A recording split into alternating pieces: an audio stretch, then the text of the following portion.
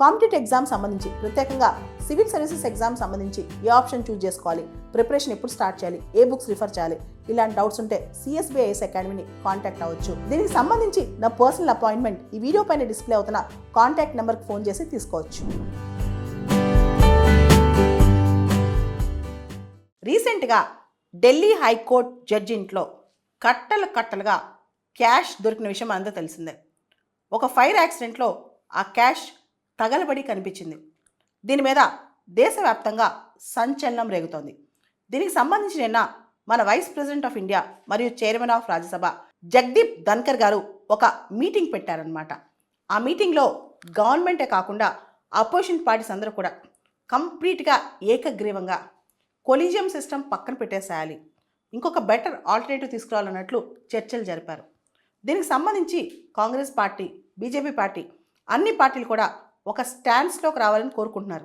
అంతేకాదు ఒక clarity, government position ఏంటి ఈ అంశం మీద అని మాకు ఒక క్లారిటీ కావాలని చెప్పి అపోజిషన్ అడుగుతుందన్నమాట. అసలు ఏంటిది, ఎందుకు ఇలా? మనం అనుకుంటాం వ్యవస్థల్లో న్యాయ వ్యవస్థ చాలా గొప్పదేను. యాక్చువల్గా 10 సంవత్సరాల క్రితం 2014లో 99వ రాజ్యాంగ సవరణ చేసి NJAC, national judicial appointments commission తీసుకొచ్చారు. దానిలో చైర్మన్ కూడా చీఫ్ జస్టిస్ ఆఫ్ ఇండియా ఉంటారు. చైర్మన్తో పాటు 5 సభ్యులు ఉంటారు.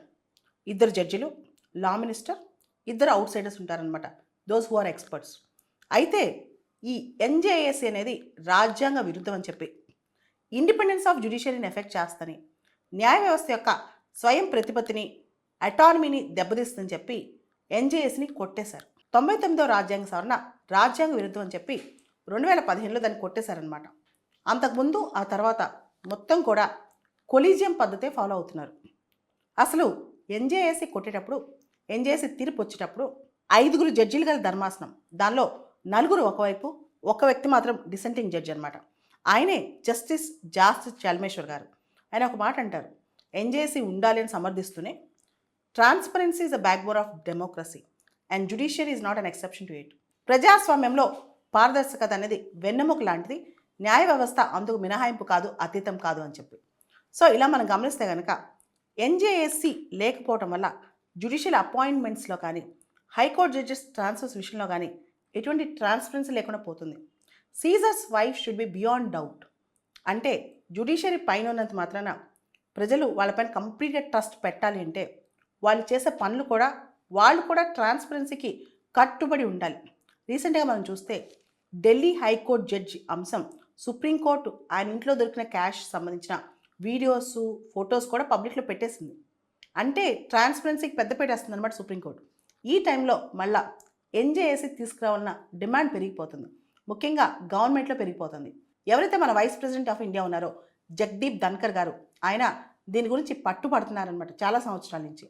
అయితే కొలీజియం మెథడ్లో జడ్జెస్ని రికమెండ్ చేస్తారు. మనకు తెలుసు కొలీజియం మెథడ్ అనేది రాజ్యాంగంలో ఎక్కడ రాసలేదు, అది జ్యుడిషియలీ ఎవాల్వ్డ్ మెథడ్ అనమాట. జడ్జెసే దాన్ని నిర్ణయించారు. దీనిలో చీఫ్ జస్టిస్ ఆఫ్ ఇండియా మరియు 4 సీనియర్ జడ్జెస్, వీళ్ళు వాళ్ళ ఒపీనియన్ని ఎవరైతే జడ్జెస్కి అపాయింట్ చేయాలనుకుంటున్నారో రాతపూర్వకంగా ఇవ్వాలి. అదేవిధంగా ఏ 2 జడ్జిలు నో చెప్పినా ఆ రికమెండేషన్ ముందుకెళ్తానమాట. ఇలా జడ్జెస్ అపాయింటింగ్ జడ్జెస్ అనే కాన్సెప్ట్ వచ్చేసింది. దీనికి సంబంధించి అంకుల్ జడ్జ్ సిండ్రోమ్ అనే కాన్సెప్ట్ కూడా ఉంది. అంకుల్ జడ్జ్ సిండ్రోమ్ అంటే, ఉదాహరణకి నేను జడ్జి అనుకోండి, నాకు ఎవరైనా క్లోజ్ జూనియర్ పరిచయం అనుకోండి, అతను నాకు క్లోజ్ అనుకున్నా, నాకు అతని ఫేవరెటిజం అనిపించినా, అతను నేను జడ్జిగా అపాయింట్ చేసినప్పుడు రికమెండ్ చేస్తానన్నమాట. అలా చాలాసార్లు బంధుప్రీతి, ఆశ్రిత పక్షపాతం ఈ అపాయింట్మెంట్స్లోకి చోటు చేసుకుంటున్నాయని చెప్పి కూడా అభిప్రాయపడుతున్నారు. సో కాలం మారుతుంది, పరిస్థితులు మారిపోతున్నాయి. 3 వింగ్స్, ప్రభుత్వంలో 3 విభాగాలు, లెజిస్లేచర్, ఎగ్జిక్యూటివ్, జ్యుడిషియరీ. జ్యుడిషియరీకి తన పాత్ర తను పోషించాలి. అంతేకాని నేను లెజిస్లేచర్కి నీతులు చెప్తాను, ఎగ్జిక్యూటివ్ చెప్తాను, నేను ఇమ్యూన్ అంటే కుదరదు. ఈ రోజున వేరే వాళ్ళ ఇళ్లలో, ఏ పొలిటీషియన్ ఇంట్లోనో ఇంత క్యాష్ దొరికితే అసలు ఊరుకునే వాళ్ళ? దేశం మొత్తం ఎంత గొడవైపోయేది.